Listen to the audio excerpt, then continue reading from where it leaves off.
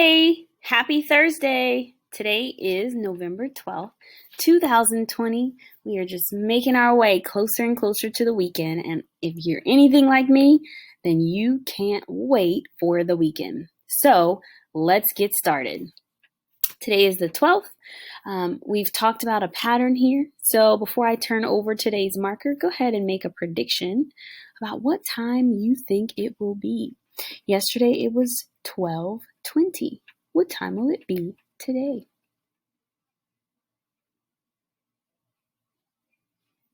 Let's see. 1:40. Does it follow the same pattern? Absolutely it does. So let's fill that in on our recording sheet for today. We know that we have 12 hours and 20 minutes so far.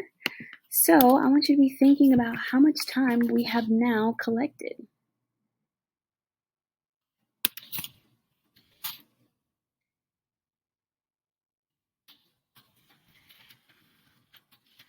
Right, so is it AM or PM? Forgot to ask you that, right? It is PM, it is after midday. And how much time have we collected? Good. 12 hours and, not 12 hours, 13 hours and 40 minutes. You got it. Well, let's look at our calendar collector then. What's going on with our collector? We know that there are how many cups in a quart? How many cups? Good, 4 cups in a quart. Right now we have 1 full quart. Let me make myself really big here. Right now we have 1 full quart. And we have 3/4 of a quart filled. We're going to add a cup for today. Today is the 8th day of school. So this will be our 8th cup. And here it goes.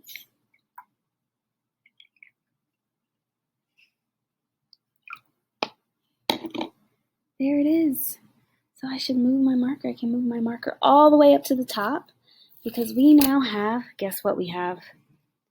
We have a full quart, another full quart. So now we have 2 of them. 2. Mr. Mel leaves this water just sitting here every day, basically. So if you see that some of the water looks a little, like with the first one we were filling up, it started to get look a little less than what it was when we first started. Maybe it's because of something we call evaporation. But we have 2 full quarts, right? Okay, so let's fill that up on our recording sheet. Today is the 8th day of Number Corner, and I filled it out for you. We have 2 full cups. 2 full quarts. We have 8 cups. 8 cups in 2 quarts is going to give me 2 quarts. So here is my equation. 8 times 1/4 equals 2 full quarts. Okay? So I want to give you a moment just to study this sheet. Think about what's happening. Notice that we have a whole gallons column that we haven't even touched yet. We have not even touched that yet. Maybe we should. Or should we? So it looks like the equations that we're writing are equations for the total number of cups we have. So it started out 1/4 plus 1/4 equals 1/2. So we have not cups, the total number of quarts we have. So we have 1/2 of a quart, and then we have 3/4 of a quart. Then we have 1 full quart. I wonder if our equations would change if we were talking about gallons. It would have to change, right? Because 1 cup is not 1/4 of a gallon. 1 cup is like 1/16 of a gallon. So it would look like 1/16 plus 1/16 would equal 2/16 or 1/8.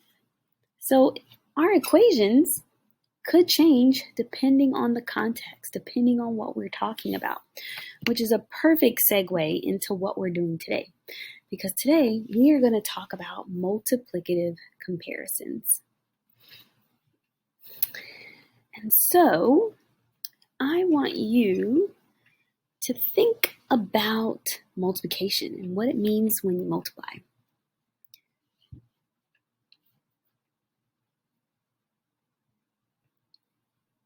When you're multiplying, right, you have a set of something and it's getting that times as many bigger. So if I have a set of 3 things and I have 3 sets of those things and my 3 is growing 3 times. So 3 plus 3 plus 3. You've done work with multiplication in 3rd grade. We've done some multiplication in 4th grade already. Now we're going to talk about the comparison part of multiplication and what that is. So I have a question.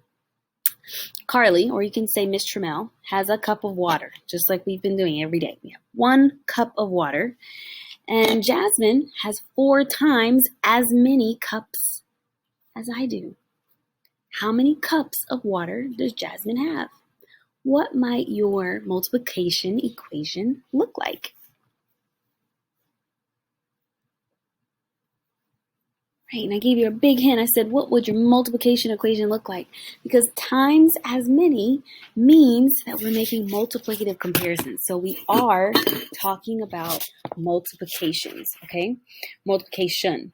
Multiplicative comparison is a very fancy way of describing a multiplication problem in which 2 amounts are compared together, such as 16 is 8 times as many as 2, or 3 times as much as 4 is 12, or somebody is twice as tall as you are, or something is 3 times as long as something else. So when you're comparing 2 things, we call that multiplicative comparisons, because we're comparing them and we use multiplication to do that.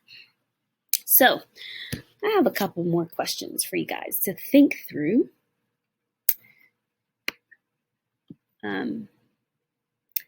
The first one is, Leon has 2 cups of water.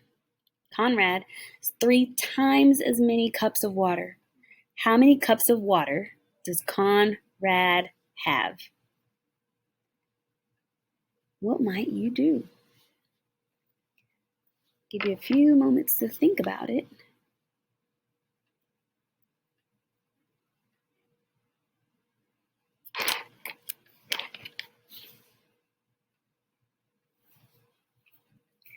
Right, so what equation? What would my expression be? Yeah, it will be 2 times 3. So 3 times as much. Remember, times as much means we're multiplying. We're comparing 2 things. So what might I get? And I'm going to go to my whiteboard so I can record this. Good. 2 times 3 equals 6. So he has 6 cups, okay, which is 3 times as many as the 2 cups that Leon has. Okay, so the answer is 6 cups in this situation. So let's look at the next one then. Zoe has 9 cups of water. Max has 6 times as many cups of water as Zoe. How many cups of water does Max have? Great, 9 times 6. So maybe I'll just write that in here. 9 times 6, which is how many cups? Good, 54 cups. And I'll fill this one in as well. Awesome, let's do another one. Claudia has 4 cups of water. Jose has 20 cups of water. How many times as much water does Jose have compared to Claudia? Now, this is a little tricky because it's kind of different than what we just did, right? We know Claudia has 4 cups. We know how many cups Jose has. In these problems, we were trying to figure out how many cups the other student or child had. This time we already know how many cups the child had. We want to know how many times as much is that compared with Claudia? So what might my expression be?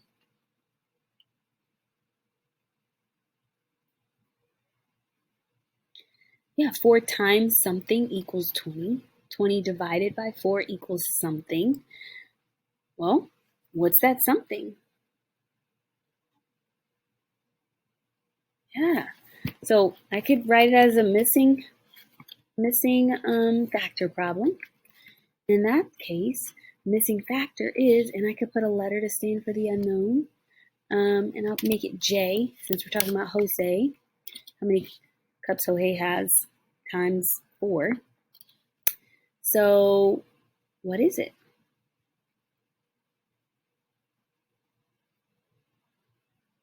Good. It is 5. 4 times 5 equals 20. Or I could say 20 divided by 4 still equals 5. So my answer is 5 times as much. So the question was asking something different. So you really got to pay attention with word problems because sometimes they'll try to trick you. Let's look at the last one here. Ernie has 7 cups of water. Sophia has 56 cups. So similar problem where we know how many cups the other person has. How many times as much water does Sophia have? So if you didn't get the last one, I want you to try this one. See if you can figure it out.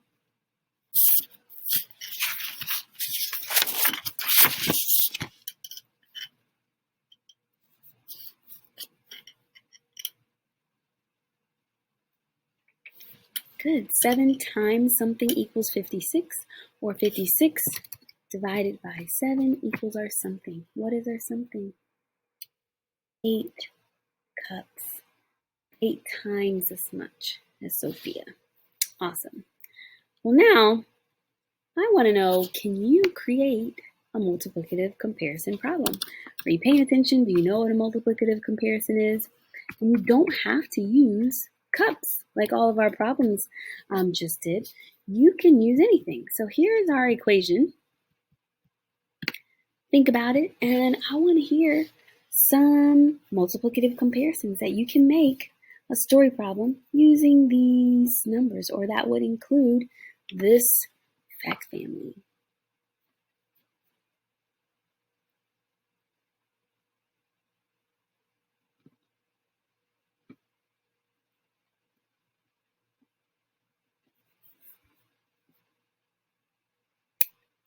I'll share mine with you. I had 7 marbles. My son has 4 times as many in his room. How many marbles are in his room? 28. Making sense? The more you practice it, the better you'll get. Or I could say I have a pencil that's 7 inches long, and there is a marker that's 4 times as long as that. How many inches is the marker? Now that would not really make sense, right? But it works because it is a multiplicative comparison problem. So we are going to look at a workbook page for multiplicative comparisons. It's in your Number Corner journal, and it is on page 27. So go ahead and get it out and open it up. I'll give you a few seconds to do so.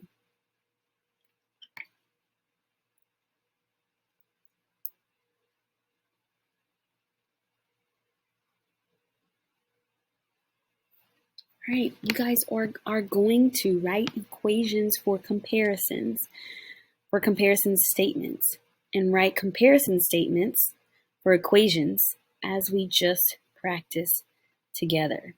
So at the very top, you got to figure out, you got to write the equation, and you got to answer it.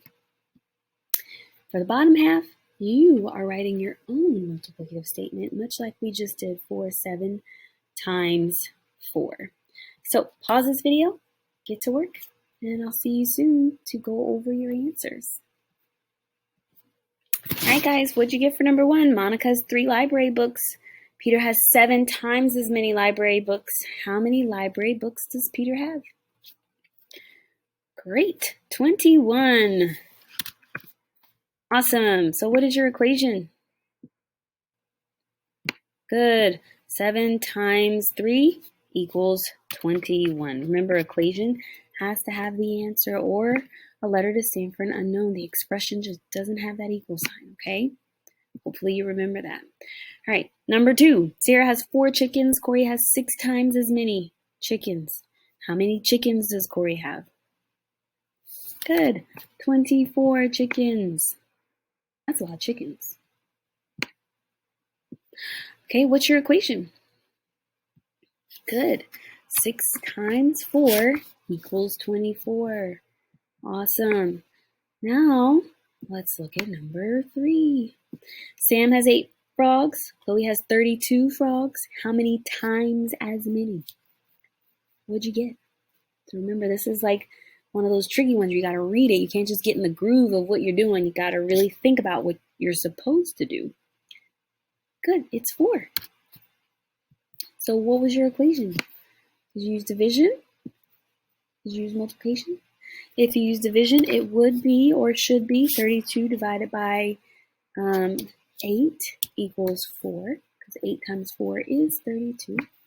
Or you could do multiplication, and you could have done 8 times 4 equals 32.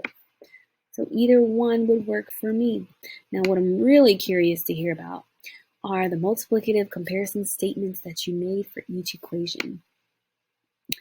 7 times 9 equals 63, 6 times 7 equals 42, and 5 times 8 equals 40. So you may have to snap a picture of this and upload it somewhere for your teacher to see it, just so that she knows that you're participating and that you're getting your work done. Or you may have to make a quick video about what you wrote for your comparison statements, possibly on Flipgrid if you guys use Flipgrid. But I'm really curious to know what you wrote, and I want to make sure it got done. So please, please show your teacher some of the things that you're doing for Number Corner. Have a great rest of your afternoon. I'll see you for our Friday. Bye-bye.